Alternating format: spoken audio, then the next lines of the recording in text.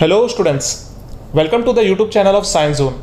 My name is Suman Pandey and this is the 10th video of chapter Solutions. In previous videos we already completed 4 colligative properties, that was relative lowering of vapor pressure, elevation of boiling point, depression of freezing point and osmotic pressure.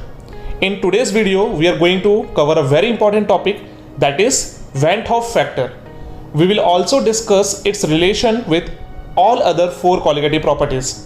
Along with this, we are also going to cover some subtopics like association, dissociation, degree of association, degree of dissociation, and the concept of abnormal molecular mass. So let's start our first topic, that is Van 't Hoff factor. So before understanding Van 't Hoff factor, हमें colligative properties के concept को वापस से discuss करना पड़ेगा. Colligative properties वो properties थी जो नंबर ऑफ पार्टिकल्स पे डिपेंड करती थी, ना कि सॉल्यूट के नेचर पे. अब जो ये प्रॉपर्टीज थी ये नॉन इलेक्ट्रोलाइटिक सॉल्यूशंस पे अप्लाई होती थी. व्हाई? बिकॉज इलेक्ट्रोलाइट्स जो होते हैं वो सॉल्यूशन में एसोसिएट या डिसोसिएट हो सकते हैं. एसोसिएशन अगर होता है तो उसके कारण नंबर ऑफ पार्टिकल्स डिक्रीज हो जाते हैं और कोलिगेटिव प्रॉपर्टी भी डिक्रीज हो जाएगी, because colligative property is directly proportional to number of particles. Similarly अगर किसी सॉल्यूशन में डिसोसिएशन होता है तो नंबर ऑफ पार्टिकल्स इंक्रीज हो जाएंगे. अगर नंबर ऑफ पार्टिकल्स इंक्रीज होते हैं तो कोलिगेटिव प्रॉपर्टी भी इंक्रीज हो जाएगी, क्योंकि colligative property is directly proportional to number of particles. अब इसमें मॉलिक्यूलर मास का क्या कॉन्सेप्ट है तो वो भी आप इस तरह से समझ सकते हैं. अगर कोई सॉल्यूशन ऐसा है जिसमें सॉल्यूट डिसोसिएट हो रहा है, सॉल्यूट डिसोसिएट हो रहा है यानी सॉल्यूट के पार्टिकल्स ब्रेक हो रहे हैं. अब अगर ब्रेक हो जाएंगे, डिसोसिएट हो जाएंगे तो उनका मास डिक्रीज हो जाएगा. तो जो मास एक्चुअली थ्योरेटिकल मास जिसको हम बोलते हैं, जो हम लोग एटॉमिक मासेस के सम से हमें मिलता है, उस मास के कंपैरिजन में उस सॉल्यूशन के अंदर जो सॉल्यूट होगा उसका मॉलिक्यूलर मास हमें कम मिलेगा. That is abnormal molecular mass. Similarly अगर किसी सॉल्यूशन के अंदर आपने सॉल्यूट ऐड किया और सॉल्यूट अंदर जाकर आपस में एसोसिएट हो रहे हैं यानी मॉलिक्यूल्स कंबाइन हो रहे हैं, उसके कारण नंबर ऑफ पार्टिकल्स कम हो जाएंगे लेकिन मॉलिक्यूलर मास इंक्रीज हो जाएगा. अब अगर ऐसे सॉल्यूशंस के अंदर आप थ्योरेटिकल वैल्यू अगर कैलकुलेट करेंगे, थ्योरेटिकल वैल्यू मीन्स आप जो एटॉमिक मासेस को ऐड करते हैं उससे जो आपको मिलता है वैल्यू, और आप जो कैलकुलेशन करेंगे बाय कोलिगेटिव प्रॉपर्टी जो आपको मास मिलेगा वो मास कंपैरेटिवली ज़्यादा होगा. तो ऐसे केसेस में जो ये मास मिलता है उसे हम लोग एबनॉर्मल मॉलिक्यूलर मास बोलते हैं. वैन 't हॉफ ने ऐसे ही अननोन सॉल्यूट्स जिनका एसोसिएशन या डिसोसिएशन होता है सॉल्यूशन में, जिसके कारण उनका मॉलिक्यूलर मास इंक्रीज या डिक्रीज हो जाता है, ऐसे अननोन सॉल्यूट्स के मॉलिक्यूलर मास को कैलकुलेट करने के लिए एक फैक्टर बनाया जिसे बोलते हैं वैन 't हॉफ फैक्टर, जिसे हम रिप्रेजेंट करते हैं I. और ये फैक्टर को इन्होंने सारे के सारे यानी चारों कोलिगेटिव प्रॉपर्टीज के साथ रिलेट किया. उसके बारे में हमें इस बार पढ़ना है. तो इसके लिए कुछ एग्जांपल्स हम एसोसिएशन और डिसोसिएशन के देख लेते हैं. अब जैसा कि आप जानते हैं, अगर किसी पोलार सॉल्यूट को अगर आप डिसॉल्व करेंगे पोलार सॉल्वेंट में तो दे गेट आयनाइज्ड, या फिर आप उसे डिसोसिएशन बोल सकते हैं. जैसे कि एग्जांपल के लिए अगर हम NaCl को देखें तो NaCl को अगर आप सॉल्यूशन में डालते हैं तो ये डिसोसिएट होके Na+ NCl- बन जाता है. दैट मीन्स इसमें से 2 आयंस निकलते हैं, 2 पार्टिकल्स निकलते हैं. सिमिलरली अगर आप K2SO4 को सॉल्यूशन में ऐड करेंगे तो K2SO4 जब आयनाइज होगा, डिसोसिएट होंगे, तो उसमें से 2K+ NSO4- रिलीज होगा, यानी टोटल 2+1 यानी 3 आयंस रिलीज होंगे. सिमिलरली अगर आप FeCl3 that is ferric chloride, अगर आप इसको सॉल्यूशन में ऐड करेंगे तो आपको टोटल 4 आयंस मिलेंगे. एक मिलेगा आपको Fe+3 का और बाकी 3 मिलेंगे आपको 3Cl- के. तो that will be 4 ions. And last एक और एग्जांपल देख लेते हैं, Fe2SO4 थ्राइस. अगर आप इसको सॉल्यूशन में ऐड करते हैं तो आपको मिलेंगे 2Fe+3 आयन और आपको मिलेंगे बाकी 3SO4- आयन, यानी टोटल 2+3 यानी आपको 5 आयंस मिलेंगे. इन सभी केसेस में नंबर ऑफ आयंस या नंबर ऑफ पार्टिकल्स जो हैं वो इंक्रीज हो रहे हैं, जिसके कारण आप बता सकते हैं कि कोलिगेटिव प्रॉपर्टीज में भी चेंज आएगा, वो भी इंक्रीज हो जाएगा. ये सारे केसेस थे डिसोसिएशन के. अब इन डिसोसिएशन के केसेस में जो कोलिगेटिव प्रॉपर्टी है उनमें इंक्रीज हो रहा है, नंबर ऑफ पार्टिकल इंक्रीज हो रहा है, लेकिन इनका जो मॉलिक्यूलर मास है या मोलर मास है वो एक्चुअल मॉलिक्यूलर मास से लेस मिलेगा आपको. तब आपको दिक्कत होगी मॉलिक्यूलर मास कैलकुलेट करने के लिए अगर ये सॉल्यूट अननोन है तो. सिमिलरली आप एक और एग्जांपल देख सकते हैं. एग्जांपल में हम लोग एसिटिक एसिड या बेंजोइक एसिड को डिसॉल्व करेंगे बेंजीन में. अब एसिटिक एसिड या बेंजोइक एसिड अगर बेंजीन में डिसॉल्व होता है तो ये डाइमराइज हो जाते हैं, ये आपस में कनेक्ट हो जाते हैं. मैं आपको एग्जांपल ड्रॉ करके बताता हूँ. सपोज आपके पास एसिटिक एसिड है तो इसके पास आपके लिए सबसे पहले कार्बोक्सिलिक ग्रुप होना चाहिए, दैट इज COOH. ठीक है, साथ में आपके पास अल्काइल ग्रुप हो सकता है अगर ये एसिटिक एसिड है, और अगर ये बेंजोइक एसिड है तो आपके पास एक फिनाइल ग्रुप हो सकता है. तो मैं दोनों के लिए कॉमन स्ट्रक्चर ड्रॉ कर रहा हूँ. ये एसिटिक एसिड भी हो सकता है, दैट मीन्स ये CH3COOH भी हो सकता है, या फिर ये बेंजोइक एसिड भी हो सकता है, दैट इज C6H5COOH। अब इसके सामने सेम मॉलिक्यूल होगा, तो यहाँ पे एक और कार्बोक्सिलिक एसिड ग्रुप है, दैट इज C+OH, एंड साथ में फिर से अल्काइल या फिर फिनाइल ग्रुप हो सकता है। अब यहाँ पे आप जानते हैं कि जो ऑक्सीजन है ये इस हाइड्रोजन के साथ H बॉन्ड बनाएगा, सिमिलरली ये हाइड्रोजन इस ऑक्सीजन के साथ H बॉन्ड बनाएगा। अब यहाँ पे जब H बॉन्ड बनेंगे तो दोनों मॉलिक्यूल्स कंबाइन हो जाएंगे और एक सिंगल यूनिट बनाएंगे। इस प्रोसेस को हम बोलते हैं डाइमराइजेशन, और ये एक डाइमर है। अब इस डाइमर के कारण हम जो बोल सकते हैं कि नंबर ऑफ पार्टिकल डिक्रीज हो जाएंगे। वाई? बिकॉज यहाँ पे एसोसिएशन हो रहा है, और due to association number of particles जो हैं वो डिक्रीज हो जाते हैं और मॉलिक्यूलर मास इंक्रीज हो जाता है। अब ऐसे केसेस में अगर आप कॉलिगेटिव प्रॉपर्टी अगर आप कैलकुलेट करेंगे तो जो आपकी कॉलिगेटिव प्रॉपर्टी आएगी, क्योंकि नंबर ऑफ पार्टिकल डिक्रीज हुए हैं तो कॉलिगेटिव प्रॉपर्टी भी डिक्रीज होगी। और अगर आप उस कॉलिगेटिव प्रॉपर्टी की मदद से अगर आप मॉलिक्यूलर मास कैलकुलेट करेंगे तो वो एक्चुअल मॉलिक्यूलर मास से ज़्यादा आएगा, दैट इज एबनॉर्मल मॉलिक्यूलर मास। तो एबनॉर्मल मॉलिक्यूलर मास का कॉन्सेप्ट आपको समझ में आ गया होगा कि किसी भी सॉल्यूशन में अगर एसोसिएशन या डिसोसिएशन होता है तो नंबर ऑफ पार्टिकल्स इंक्रीज या डिक्रीज होते हैं। अगर नंबर ऑफ पार्टिकल इंक्रीज होते हैं तो मॉलिक्यूलर मास डिक्रीज होता है, और अगर नंबर ऑफ पार्टिकल डिक्रीज होते हैं तो मॉलिक्यूलर मास इंक्रीज होता है। और दोनों ही केसेस में अगर कॉलिगेटिव प्रॉपर्टी की बात करें तो उनमें चेंज आएगा। तो चेंज ये है, अगर नंबर ऑफ पार्टिकल इंक्रीज हो रहा है तो जो कॉलिगेटिव प्रॉपर्टी होगी वो भी इंक्रीज होगी, अगर नंबर ऑफ पार्टिकल डिक्रीज हो रहा है तो कॉलिगेटिव प्रॉपर्टी भी डिक्रीज होगी। तो कॉलिगेटिव प्रॉपर्टीज को नंबर ऑफ पार्टिकल के साथ रिलेट करके वेंट हॉफ ने जो अपना फैक्टर दिया, इसी फैक्टर को हम बोलते हैं आई, और इसके बारे में हमें पढ़ना है। अब आई को कैसे एक्सप्रेस करें? तो आई का एक बहुत सिंपल सा डेफिनेशन हो सकता है, आई एक्चुअली रेशियो है नंबर ऑफ पार्टिकल्स का। तो इसमें जो रेशियो है, इसमें जो न्यूमरेटर है वो आपका रहेगा टोटल पार्टिकल्स या टोटल आयंस, आप कुछ भी बुला सकते हैं, total particles of solute after association और dissociation divided by total particles of solute before association और डिसोसिएशन। यानी अगर आप देखने जाएं तो एक सिंपल सा रेशियो है, इसमें आपको रेशियो निकालना है कि किसी भी सॉल्यूशन में जो भी आपने सॉल्यूट ऐड किया था उसके कितने पार्टिकल रिलीज हुए डिसोसिएशन या एसोसिएशन के बाद, और उसको आपको रेशियो किसके साथ लेना है कि टोटल उस सॉल्यूशन में कितने पार्टिकल्स थे बिफोर एसोसिएशन और डिसोसिएशन। तो अब ये रेशियो जो है, ये रेशियोस दो तरह की वैल्यूज दे सकता है। अब ये वैल्यूज कौन कौन सी हैं? तो ये वैल्यू हो सकती है कि आई की वैल्यू या तो 1 से छोटी आएगी या तो आई की वैल्यू 1 से बड़ी आएगी। अब ये वैल्यू छोटी और बड़ी कब होगी, ये आप रेशियो से समझ सकते हैं कि अगर बाद के पार्टिकल्स यानी आफ्टर डिसोसिएशन पार्टिकल्स जब बढ़ जाते हैं तब आपकी आई की वैल्यू 1 से बड़ी आएगी, क्योंकि आपका न्यूमरेटर बढ़ जाएगा।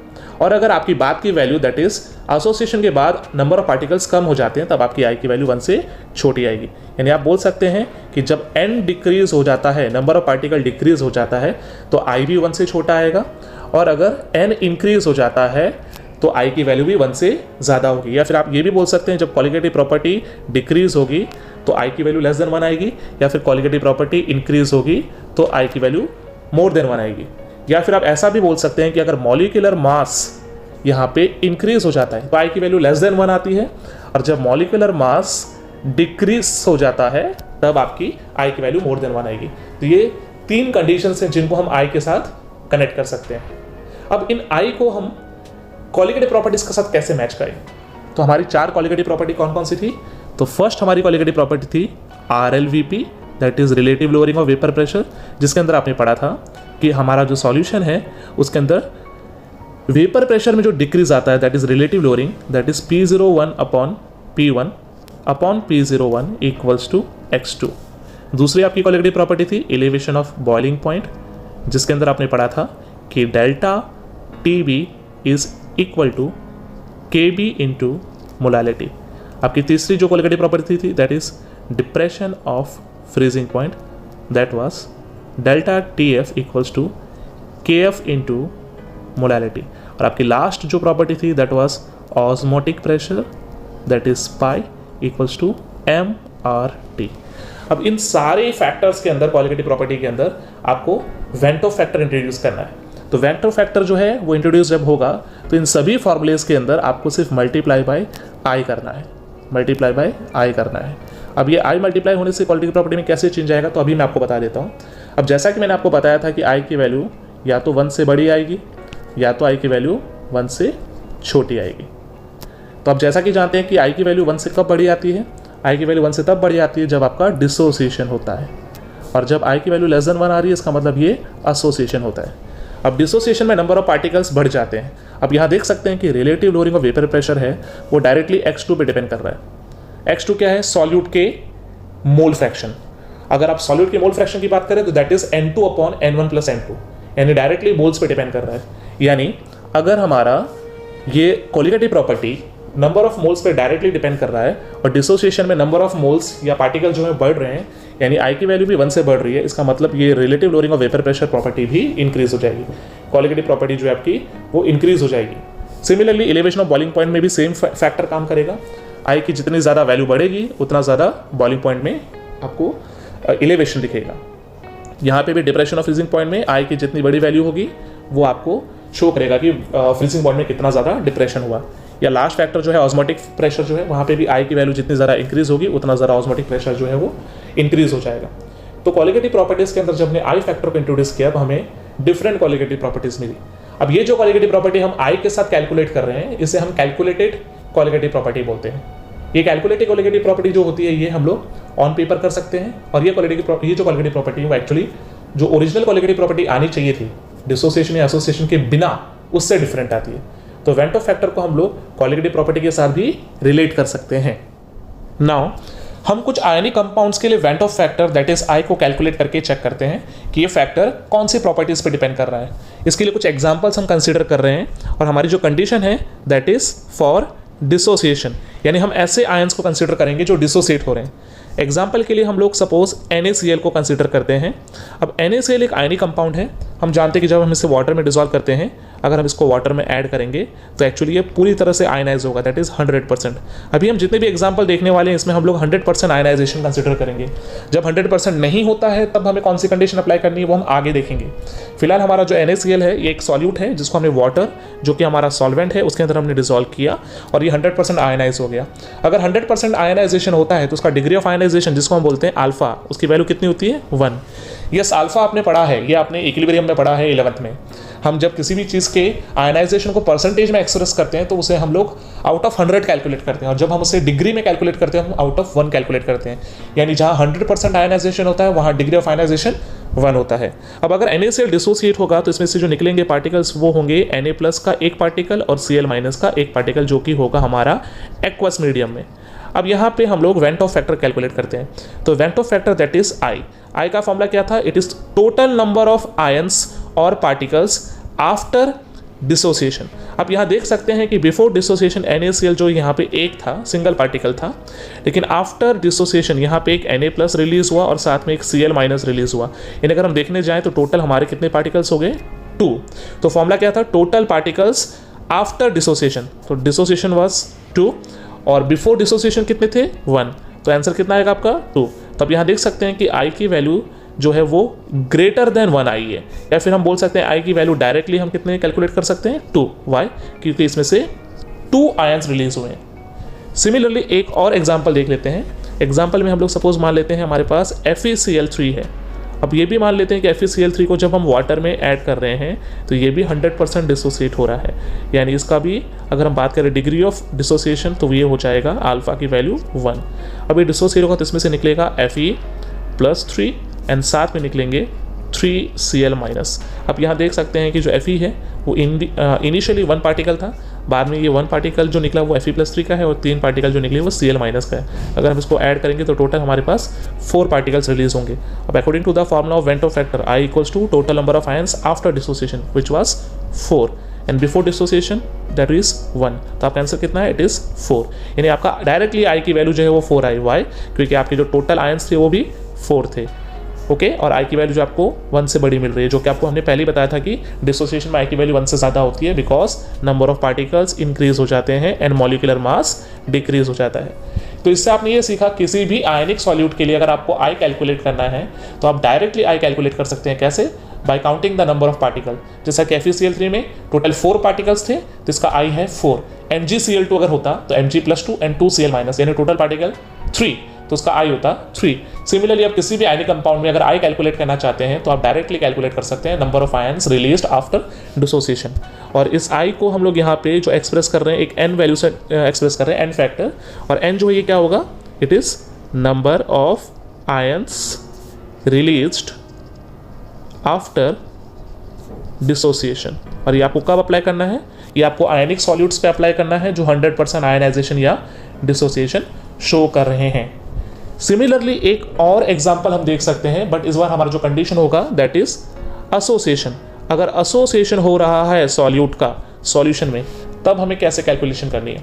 तो एग्जांपल के लिए अगर हमारे पास एसिटिक एसिड है, जैसे कि मैंने आपको बताया था कि आपके पास एसिटिक एसिड के 2 मोल हैं, that is CH3COOH plus CH3COOH। आप जानते हैं कि जब इसको आप बेंजीन में ऐड करेंगे, इस बार आप इसको किस में ऐड करने वाले हैं, बेंजीन में, C6H6।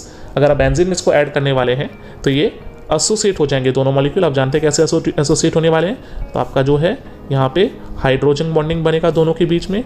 कैसे बनेगा, आप जानते हैं कि दोनों के जो OH ग्रुप हैं वो आपस में H बॉन्ड बनाएंगे और साथ में CH3 ग्रुप जो है वो एज इट इज़ रहेगा। अब यहाँ पे आप देख सकते हैं कि बिफोर एसोसिएशन यहाँ पे दोनों के एक एक मॉलिक्यूल थे, यानी टोटल मॉलिक्यूल कितने थे आपके, इट वाज 2, बट एसोसिएशन के बाद एक सिंगल मॉलिक्यूल बन गया, यानी एक बन गया। तो अब अगर यहाँ पे वेंटो फैक्टर आप कैलकुलेट करेंगे तो वेंटो फैक्टर क्या बन जाएगा आपका, इनिशियली कितने थे 2, बाद में कितने 1, यानी 1/2 दैट इज 0.5। तो अब यहाँ देख सकते हैं कि जो I की वैल्यू है it is less than 1। Why, because जो n है वो भी डिक्रीज हुआ और यहाँ पे मॉलिकुलर मास भी इंक्रीज होगा। वाई, क्योंकि जो पार्टिकल्स आपस में कंबाइन हो जाते हैं तो मॉलिकुलर मास इंक्रीज होता है। तो वेंटो फैक्टर यहाँ पे अपने जो है कैलकुलेट करते समय आपने पाया कि जो है वो 1 से वैल्यू छोटी मिली है। अब यहाँ पे n आप क्या यूज़ करेंगे, तो n आपका जो है यहाँ पे 2 होगा। वाई 2, बिकॉज यहाँ पे 2 पार्टिकल्स आपस में कनेक्ट हुए हैं, तो जिसे हम बोलते हैं डायमराइज, ये डायमर बना रहा था। यानी आप किसी भी सॉल्यूशन में अगर आपके पास कोई न्यूमेरिकल है और अगर आपने देखा कि सॉल्यूशन में 2 पार्टिकल्स कंबाइन हो रहे हैं, डायमराइज हो रहे हैं, तो आपको n की वैल्यू यूज़ करनी है 2। अगर ट्राइमराइज हो रही है तो आप n की वैल्यू यूज़ करेंगे 3। अगर टेट्रामेराइज हो रही है तो आपकी n की वैल्यू होगी 4। सॉल्यूशन में सॉल्यूट कैसा बिहेवियर शो करेगा ये आपको क्वेश्चन में मेंशन किया होगा, आपको उसी हिसाब से n की वैल्यू सपोज करनी है। तो ये तो बात होगी अगर किसी सॉल्यूशन में डिसोसिएशन या एसोसिएशन होता है तो आप I कैसे कैलकुलेट करेंगे या फिर n की वैल्यू को कैसे सपोज करेंगे।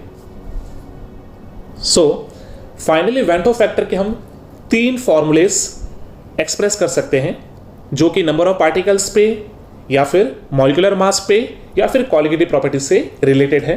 तो हम डिस्कस कर लेते हैं तीनों फॉर्मूले। फर्स्ट फॉर्मूला जो हमारा था वेंटो फैक्टर का that was I equals to total particles after dissociation और association divided by total particles before dissociation और एसोसिएशन।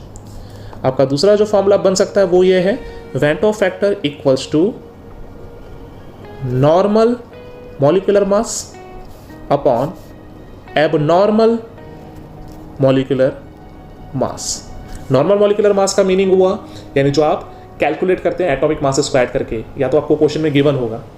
और एबनॉर्मल मॉलिक्यूलर मास का मीनिंग ये है जो आप वेंटो फैक्टर अप्लाई करने के बाद, यानी आप किसी सॉल्यूशन में क्वालिटेटिव प्रॉपर्टी का फॉर्मूला अप्लाई कर रहे हैं और जहाँ पे एसोसिएशन या डिसोसिएशन हो रहा है उससे जो आपको मॉलिक्यूलर मास मिल रहा है जो कि एक्चुअल मॉलिक्यूलर मास से डिफरेंट है, इनके रेशियो से भी हम वेंटो फैक्टर कैलकुलेट कर सकते हैं।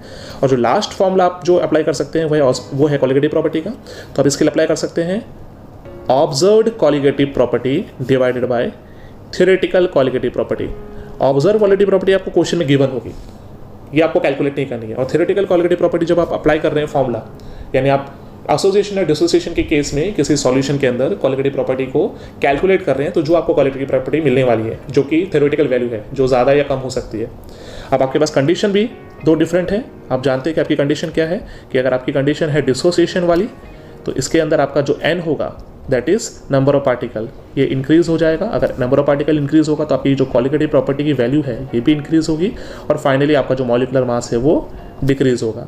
इसी तरह अगर आपका जो सॉल्यूशन ऐसा है जिसमें एसोसिएशन हो रहा है तो ऐसे केस में जो आपके नंबर ऑफ पार्टिकल्स हैं वो डिक्रीज हो जा रहे थे, आपकी क्वालिटेटिव प्रॉपर्टी है वो भी डिक्रीज हो जाती है और मॉलिक्यूलर मास जो है वो इंक्रीज हो जाता है। तो ये 3 कंडीशंस हैं जिससे आप वेंटो फैक्टर कैलकुलेट कर सकते हैं। आपके पास 3 फॉर्मूले हैं।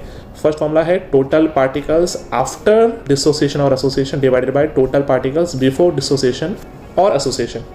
दूसरा फॉर्मूला आपका ये है नॉर्मल मॉलिक्यूलर मास, जो भी आपका सॉल्यूट था उसका नॉर्मल मॉलिक्यूलर मास या तो क्वेश्चन में गिवन होता है या तो आप एटॉमिक मासेस को ऐड करके कैलकुलेट कर सकते हैं, डिवाइडेड बाय एबनॉर्मल मॉलिक्यूलर मास। यानी जब आप डिसोसिएशन या एसोसिएशन वाली कंडीशन में किसी फॉर्मूले के अंदर क्वालिटेटिव प्रॉपर्टी अप्लाई करके जो मॉलिक्यूलर मास कैलकुलेट कर रहे हैं। और लास्ट फॉर्मूला है observed qualitative property. Observed qualitative property आपको क्वेश्चन में गिवन होगी। अगर आपके पास एक न्यूमेरिकल है तो उसमें मेंशन किया होगा कि osmotic pressure of A solution या फिर एलिवेशन ऑफ बॉइलिंग पॉइंट या डिप्रेशन ऑफ फ्रीजिंग पॉइंट एक सॉल्यूशन का x है, तो that is observed qualitative property. और थ्योरेटिकल क्वालिटेटिव प्रॉपर्टी मतलब जो प्रॉपर्टी आपने फॉर्मूले से कैलकुलेट की, यानी आपने ऑस्मोटिक प्रेशर का या फिर डिप्रेशन का एलिवेशन का फॉर्मूला खुद उस क्वेश्चन के डेटा पे अप्लाई किया और उससे आपने जो क्वालिटेटिव प्रॉपर्टी कैलकुलेट की है, यानी आपने जो ऑस्मोटिक प्रेशर या डिप्रेशन ऑफ फ्रीजिंग पॉइंट या elevation of boiling point calculate किया है, इनके रेशियो से भी हमें आई मिल सकता है। तो हमारे पास टोटल 3 कंडीशंस हैं जिससे हम लोग वेंटो फैक्टर को कैलकुलेट कर सकते हैं। अब यहाँ पे हम लोगों ने जो डिस्कशन किया डिसोसिएशन या एसोसिएशन, ये वो केसेस थे जहाँ पे हमारा सॉल्यूट 100% आयनाइज हो रहा था, यानी हमारा अल्फा की value that is degree of ionization या डिसोसिएशन हम जिसको बोल रहे थे दैट इज 1। बट ऐसा जरूरी नहीं है। आप जानते हैं कि आपने इक्विलिब्रियम चैप्टर में ऐसा भी पढ़ा है कि कुछ ऐसे सॉल्ट्स होते हैं जो पार्शियली आयनाइज होते हैं या पार्शियली डिसोसिएट होते हैं, तो वहाँ पे हम लोग डिग्री ऑफ आयनाइजेशन या डिग्री ऑफ डिसोसिएशन को कैसे स्टडी कर सकते हैं उसके बारे में हमें पढ़ना है। नाउ अब हम ऐसे केसेस को स्टडी करते हैं जहाँ पे हमारा डिग्री ऑफ एसोसिएशन या डिग्री ऑफ डिसोसिएशन जो है वो 1 नहीं है, अल्फा की वैल्यू 1 नहीं है, राइट। जहाँ पे अल्फा की वैल्यू आप जानते हैं 1 से छोटी आ सकती है, यानी आपका डिसोसिएशन या एसोसिएशन 100% नहीं है। तब हम लोग वेंटो फैक्टर के साथ कैसे रिलेट कर सकते हैं अल्फा को। तो हम सबसे पहले डिस्कस करते हैं ऐसी कंडीशन जहाँ पे हमारा सॉल्यूट है वो डिसोसिएशन कर रहा है या फिर आयनाइजेशन कर रहा है, और हम ऐसा सपोज करते हैं कि जो हमारा सॉल्यूट है वो आयनाइज करके n number of ions release कर रहा है और उसका डिग्री ऑफ आयनाइजेशन है वो अल्फा है। अल्फा आप ऑलरेडी इक्विलिब्रियम में पढ़ चुके हैं, हम सेम अल्फा यूज़ करने वाले। अब यहाँ पे एक सॉल्यूट हम लोग कंसिडर कर रहे हैं, जैसा कि हमारा सॉल्यूट जो है वो है AN जो है हमारा सॉल्यूट है, N जो है उसका एटोमिसिटी है। अगर AN जो सॉल्यूट है वो डिसोसिएट हो रहा है वाटर में, और यहाँ पे एक्चुअली जो इक्वेशन होगा वो रिवर्सिबल होगा क्योंकि इक्विलिब्रियम स्टैब्लिश होगा, तो मैं रिवर्सिबल का जो सिंबल है वो ऐड कर रहा हूँ। तो AN जो सॉल्यूट है वो डिसोसिएट हो रहा है, आयनाइज हो रहा है, और उसके डिसोसिएशन से आयनाइजेशन से n number of A particles release हो रहे हैं। अब यहाँ ध्यान दीजिएगा n जो है वो पार्टिकल्स हैं, अगर ये आयनाइज हो रहा है तो मैं बोल सकता हूँ n जो है ये आयंस है, n number of ions release हो रहे हैं। अब इनिशियली यानी जब हमारा सॉल्यूशन बन रहा था उस समय हमारा जो A जो था सॉल्यूट था इनिशियल वो कितना था, तो इनिशियल सॉल्यूट जो हमारा है दैट इज 1, और जब सॉल्यूट इनिशियली 1 था तो यानी वो आयनाइज नहीं हुआ था, तो हमारा जो प्रोडक्ट साइड है वहाँ पे 0 पार्टिकल्स प्रेजेंट थे। लेकिन आफ्टर सम टाइम जब रिएक्शन हुआ यानी डिसोसिएशन या आयनाइजेशन प्रोसेस हुआ और इक्विलिब्रियम स्टैब्लिश्ड हुआ, उसके बाद हमारा जो है पार्टिकल्स जो है प्रोडक्ट साइड में यानी आयनाइजेशन के बाद कितने प्रोड्यूस हुए, तो इट इज Na या N अल्फा, यानी अल्फा जो हमारा था वो डिग्री ऑफ आयनाइजेशन था, यानी N नंबर ऑफ पार्टिकल जो हैं according to degree of ionization release हुए, और हमारे पास जो बचे वो कितने हैं, दैट इज 1 माइनस अल्फा। तो ये होगा हमारा कंडीशन एट इक्विलिब्रियम। तो हम जानते हैं हमारे पास टोटल पार्टिकल कितने हुए, तो टोटल पार्टिकल आफ्टर डिसोसिएशन अगर हम देखने जाएं तो उसमें ये हमारे 1 माइनस अल्फा जो बचे थे प्लस ये N अल्फा जितने हमारे बाद में रिलीज हुए टोटल होंगे। और इनिशियली कितने थे हमारे पास, तो इनिशियली तो हमारे पास 1 पार्टिकल थे। तो according to the formula of van't Hoff जो भी हमने पढ़ा था, हमारा फॉर्मूला क्या था, I equals to total number of particles after dissociation divided by total number of particles before dissociation. अब हम डिसोसिएशन की बात कर रहे हैं, तो ये हमारा फॉर्मूला है number of particle after dissociation upon number of particle before dissociation. अब आफ्टर डिसोसिएशन में पार्टिकल्स जो हैं वो कौन से थे, जो प्रोडक्ट साइड में बने डिसोसिएशन के बाद प्लस जो रिएक्टेंट साइड में बच गए हैं, हम दोनों को ऐड कर रहे हैं। दैट इज हमारा जो है 1 माइनस अल्फा है और प्लस N अल्फा है, उसको हम ऐड करेंगे। तो 1 minus alpha plus N alpha को अगर आप ऐड करते हैं तो आपको ये एक्सप्रेशन मिलेगा। आपने इसमें कॉमन ले लिया अल्फा को, तो it is 1 plus N minus 1 alpha. तो आपने न्यूमरेटर में लिख दिया 1 प्लस N माइनस 1 अल्फा, और डिनोमिनेटर में आपके जो टोटल पार्टिकल बिफोर डिसोसिएशन जो कि 1 थे तो 1 लिखा आपने। अब इसी इक्वेशन को अगर आप रीराइट करेंगे तो आपका फाइनल फॉर्मूला है ये है alpha equals to I minus 1 N minus 1। ये फॉर्मूला आपको आपके एनसीईआरटी की टेक्स्ट बुक में या फिर बहुत सारे फॉर्मूलेस की बुक में मिलेगा जो हम डायरेक्टली यूज़ करते हैं। बट ये फॉर्मूला कहाँ से आया, ये एक्चुअली डिराइव कैसे हुआ, ये हमने डिस्कस किया। हमने क्या डिस्कस किया, हमने सपोज किया कि हमारा एक सॉल्यूशन है, इस सॉल्यूशन के अंदर हमारे पास जो A सॉल्यूट है वो N मोल्स थे। उस सॉल्यूट ने जब डिसोसिएट किया तो N number of ions release किए, उसके बाद हम लोगों ने इसमें इक्विलिब्रियम का जो कॉन्सेप्ट है वो अप्लाई किया कि इनिशियली 1 पार्टिकल था और इनिशियली जो प्रोडक्ट साइड था वहाँ 0 पार्टिकल्स थे। After that n alpha release हुए पार्टिकल, n टाइम्स इंक्रीज हुए। क्यों इंक्रीज हुए आप जानते हैं, डिसोसिएट हो रहा है, डिसोसिएट में n बढ़ रहा है, n number of particles release हो रहे हैं। तो n अल्फा हमारा जो है आफ्टर डिसोसिएशन था और 1 माइनस अल्फा जो था वो जो बच गए थे पार्टिकल्स वो थे। हमने टोटल पार्टिकल्स कैलकुलेट करने के लिए दोनों को ऐड कर दिया और फाइनली हमारा जो वेंट ऑफ फैक्टर का फॉर्मूला था that is I equal to number of particle after dissociation upon number of particle before dissociation. ये हमने अप्लाई किया और हमारा फाइनल फॉर्मूला जो है वो ये मिला, that is alpha equal to I minus 1 n minus 1। और आप जानते हैं क्योंकि ये डिसोसिएशन है इसलिए आप जानते हैं कि जो I की वैल्यू आएगी वो 1 से बड़ी आएगी। तो ये आपको ध्यान रखना है, इसलिए आपका आंसर जो है वो पॉजिटिव आएगा। इसलिए आप देख सकते हैं कि अल्फा के अंदर आपने I में से 1 को माइनस किया क्योंकि I की वैल्यू 1 से बड़ी है। और यहाँ पे n क्या है वो भी आप जानते हैं, n मतलब नंबर ऑफ आयंस या number of particles after dissociation के बाद जितने आयंस रिलीज होने वाले हैं। अब सेम ऐसा ही कॉन्सेप्ट हम अप्लाई कर सकते हैं फॉर एसोसिएशन। जो सॉल्यूट एसोसिएशन कर रहे हैं उसके लिए एग्जांपल कंसिडर करते हैं, जैसा कि हमने डिस्कस किया था अभी पीछे एग्जांपल में, जैसे कि हमने एसिटिक एसिड या बेंजोइक एसिड को हमने ऐड किया था बेंजीन में जहाँ पे डाइमराइजेशन हो रहा है। तो इसके अंदर हम एग्जांपल सपोज करते हैं कि हमारे पास एक सॉल्यूट है A जिसके n मोल्स हैं और ये डिसोसिएट हो रहा है और जिसमें से an number of molecules form हो रहे हैं आफ्टर एसोसिएशन। तो इक्वेशन कैसा बनेगा, n मोल्स ऑफ सॉल्यूट है एसोसिएट होके an बन रहा है। इस बार हमारे जो n है वो आपको पता है डिक्रीज होने वाला है, सॉल्यूट एसोसिएट होने वाले हैं। तो आपका इक्वेशन फिर से वही बनेगा अकॉर्डिंग टू इक्विलिब्रियम। आपका इक्वेशन ये होगा कि इनिशियली जब सॉल्यूशन बन रहा था तो आपका सॉल्यूट 1 था और प्रोडक्ट में 0 थे। बाद में 1 माइनस इक्विलिब्रियम की केस में आप जब आए तो आपके 1 माइनस अल्फा जो है वो बच गए प्रोडक्ट रिएक्टेंट के साइड। अब यहाँ पे आपका एसोसिएशन होने वाला है, यानी आपका जो सॉल्यूट है वो कम हो जाएगा। वहाँ पे बढ़ रहा था, दैट इज मल्टीप्लाई हो रहा था, इसलिए आपने n टाइम्स अल्फा को मल्टीप्लाई किया। यहाँ पे आपका जो सॉल्यूट है वो डिक्रीज हो रहा है, इसलिए आप देख सकते हैं अल्फा को आप n से डिवाइड कर रहे हैं, अल्फा डिवाइडेड बाय n, यानी जितने ज़्यादा मॉलिक्यूल्स एसोसिएट होंगे उतने पार्टिकल्स आपके कम हो जाएंगे। तो इस बार आपका टोटल जो है पार्टिकल्स वो कितने होंगे, इनिशियली कितने थे आपके पास, इनिशियली आपके पास थे 1 माइनस अल्फा एट इक्विलिब्रियम और साथ में आपके पास कितने ऐड हो गए, that is alpha by n। अब इन दोनों को आप ऐड करेंगे तो आपको मिलेगा total number of solute particles after association. फिर से हम फॉर्मूला लगाएंगे I, तो इस बार I का फॉर्मूला क्या होगा आप जानते हैं, I equals to number of ions या number of particles after association divided by number of particles before association. Before association तो अभी भी 1 ही है, आफ्टर एसोसिएशन आपने क्या किया 1 minus alpha plus alpha bye n किया। तो अब यहाँ पे फॉर्मूला लगा देते हैं, तो आपने यहाँ पे सम किया तो आपकी वैल्यू ये बन जाएगी I equals to 1 minus alpha n plus alpha by 1 divided by 1। इसी इक्वेशन को अगर आप जैसे ही रीअरेंज करेंगे, रीराइट करेंगे तो आप इससे I की वैल्यू कैलकुलेट कर सकते हैं और I की वैल्यू को जब आप रीअरेंज करके अल्फा निकालने चाहेंगे that is degree of association, तो आपको फॉर्मूला मिलेगा I minus 1 divided by 1 by n minus 1, या फिर आप इसके अंदर इस तरह से भी इसको लिख सकते हैं, association equals to 1 minus I upon 1 by 1 minus 1 by n। अब यहाँ देख सकते हैं आप 1 में से I को सब्ट्रैक्ट कर रहे हैं, वाई बिकॉज इस बार I की वैल्यू एक्चुअली 1 से छोटी है, आपका आंसर पॉजिटिव आना चाहिए, इसलिए आप 1 में से I को सब्ट्रैक्ट कर रहे हैं। और यहाँ पे n क्या होगा, तो n आप जानते हैं it is number of particles associating, यानी जितने पार्टिकल एसोसिएट हो रहे हैं। यानी जैसे अगर हम बेंजीन के अंदर एसिटिक एसिड या बेंजोइक एसिड को ऐड कर रहे थे तो हमारे पार्टिकल्स एक्चुअली 2 एसोसिएट हो रहे थे। तो ये क्वेश्चन में आपके गिवन होगा कि कितने पार्टिकल्स एसोसिएट हो रहे हैं, तो दैट विल बी n। तो ये 2 फॉर्मुलेज हैं जिससे आप डिग्री ऑफ एसोसिएशन या डिग्री ऑफ डिसोसिएशन कैलकुलेट कर सकते हैं। ये कब लगा रहा है, जब आपका सॉल्यूट 100% आयनाइज नहीं हो रहा है, ऐसे केसेस में आपको ये अप्लाई करना है। सो स्टूडेंट्स, गुड न्यूज़ ये है कि यहाँ पे आपका चैप्टर सॉल्यूशन फिनिश होता है। I will suggest after watching each video you should solve numerical problems related to that topic. If anyone has doubt or need any assignment related to the topics, can ask me in the comment section. So that's all for today. See you in the next video with new chapter. Till then, keep learning, keep revising and keep practicing.